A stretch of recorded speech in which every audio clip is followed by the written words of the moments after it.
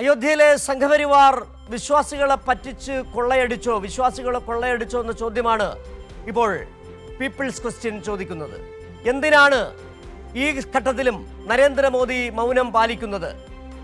പ്രധാനമന്ത്രിയുടെ principal secretary തന്നെ ക്ഷേത്ര നിർമ്മാണ സമിതിയുടെ ചെയർമാനായിരിക്കുമ്പോൾ അദ്ദേഹത്തിൻ്റെ പങ്ക് അന്വേഷിക്കപ്പെടേണ്ടതല്ലേ?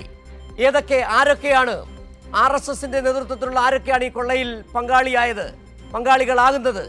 എല്ലാം അന്വേഷണത്തിലൂടെ പുറത്തു വരേണ്ട ഈ വിഷയമാണ് പീപ്പിൾസ് ക്വസ്റ്റ്യൻ ചോദിക്കുന്നത്.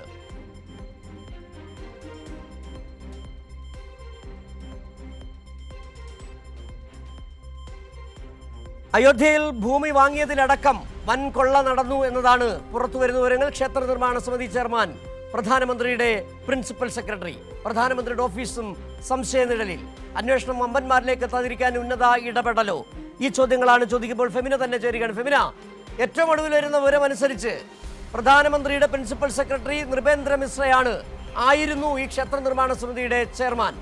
അവിടെയാണ് ഈ ക്ഷേത്ര നിർമ്മാണത്തിന് മുന്നോടിയായി തന്നെ ഭൂമി വാങ്ങിക്കൂട്ടിയതിൽ കോടികളുടെ ക്രമക്കേട് നടന്നു. 40% കമ്മീഷൻ വാങ്ങി നടക്കമുള്ള വിവരങ്ങൾ പുറത്തു വരുന്നു.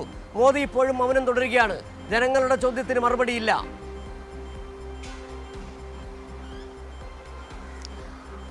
തീർച്ചയായും കേന്ദ്ര സർക്കാർ നേരിട്ടായിരുന്നു ഈ ക്ഷേത്ര നിർമ്മാണത്തിലും അതുപോലെ തന്നെ ട്രസ്റ്റ് രൂപീകരിക്കുന്നതിലും എല്ലാം കേന്ദ്ര സർക്കാർ നേരിട്ടായിരുന്നു ഇടപെടലുകൾ നടത്തിയിരുന്നത്. പ്രധാനമായും നേരത്തെ സൂചിപ്പിച്ചതുപോലെ പ്രധാനമന്ത്രിയുടെ പ്രിൻസിപ്പൽ സെക്രട്ടറി നൃപേന്ദ്ര മിശ്ര നേരിട്ടായിരുന്നു ഈ നിർമ്മാണ പ്രവർത്തനങ്ങൾക്കെല്ലാം നേതൃത്വം വഹിച്ചിരുന്നത്. ഭൂമി ഇടപാടുകളിൽ വരെ ഇത്തരത്തിൽ വലിയൊരു അനുമതി നടന്നിട്ടുണ്ട് എന്ന വിവരങ്ങളാണ് പുറത്തു വരുന്നത്.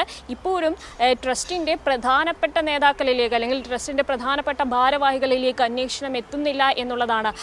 ട്രസ്റ്റ് ജനറൽ സെക്രട്ടറി ആയിട്ടുള്ള ചമ്പത് റായ്, അതുപോലെ തന്നെ ട്രസ്റ്റ് ഭാരവാഹിയായിട്ടുള്ള അനിൽ മിശ്ര, ഇവരുടെ അടുത്ത ബന്ധുക്കളെയും അനുയായികളെയുമാണ് പോലീസ് അറസ്റ്റ് ചെയ്തത്. അതിൽ അവിനാഷ് മിശ്ര, ഈ ട്രസ്റ്റ് ഭാരവാഹിയായിട്ടുള്ള അനിൽ മിശ്രയ്ക്ക് ഇതിൽ വലിയ പങ്കുണ്ട് എന്ന് പോലീസിന് മൊഴി നൽകിയിട്ടുണ്ട്. എന്നിട്ടും അവരെ അറസ്റ്റ് ചെയ്യുന്നതിലേക്കോ അവരുടെ വീടുകളിൽ റെയ്ഡ് നടത്തുന്നതിലേക്കോ പോലീസ് നീങ്ങുന്നില്ല എന്നത് ഈ സംഘപരിവാറിലെ ഉന്നത നേതൃത്വത്തെ പോലീസ് സംരക്ഷിക്കുന്നു എന്നുള്ളതിന് വലിയ ഉദാഹരണമാണ്. ഇപ്പോഴും ഈ കൊള്ളയുടെ സംഘപരിവാർ കൊള്ളയുടെ ഈ വിവരങ്ങൾ പുറത്തു വന്നിട്ടും വലിയ തരത്തിലുള്ള മുൻ ആഭ്യന്തര സെക്രട്ടറി അടക്കം ഗുരുതരമായിട്ടുള്ള പരാതികൾ ഉന്നയിക്കുന്നു. ജ്വല്ലറി അസോസിയേഷൻ മുതൽ സാധാരണക്കാർ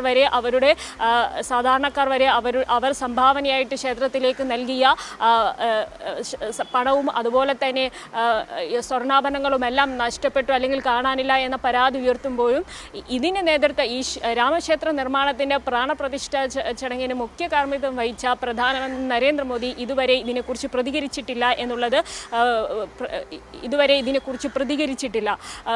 മോദിയുടെ മൗനം ഇപ്പോൾ ചോദ്യം ചെയ്യുകയാണ്. കാത്തിരിക്കുന്നത് നരേന്ദ്രമോദിയുടെ പ്രതികരണത്തിന് തന്നെയാണ്. നരേന്ദ്രമോദിയും BJP എന്ന് പറയുന്ന പാർട്ടിയും RSSും സംഘപരിവാറും വിശ്വാസികളെ കൊള്ളയടിച്ചു കൊണ്ടേയിരിക്കുകയാണ്. കൊള്ളയടിക്ക് നേതൃത്വം നൽകുന്ന സംഘപരിവാറിന് എന്ത് രാമനും രാമചരിതമാനസവും. 5 കോടിയുടെ രാമചരിതമാനസം അടിച്ചുമാറ്റിയതിൻ്റെ ഏറ്റവും പുതിയ വിവരങ്ങൾ കൂടിയാണ്. ആഭ്യന്തര സെക്രട്ടറി ലക്ഷ്മി നാരായണന് പരാതി നൽകേണ്ടി വരുന്ന സാഹചര്യം. വിവരങ്ങൾ ഒന്നൊന്നായി പുറത്തു വന്നുകൊണ്ടിരിക്കുകയാണ്. വിശ്വാസികളെയും രാജ്യത്തെയും പറ്റിച്ച് രാമന്റെ പേരിൽ വോട്ട് നേടിയ സംഘപരിവാരും RSSും BJPയുമാണ് അയോധ്യയിൽ നിന്ന് കോടികൾ കൊള്ളയടിച്ചത്. അതിൻ്റെ വിവരങ്ങൾ പുറത്തു വന്നുകൊണ്ടേയിരിക്കുകയാണ്.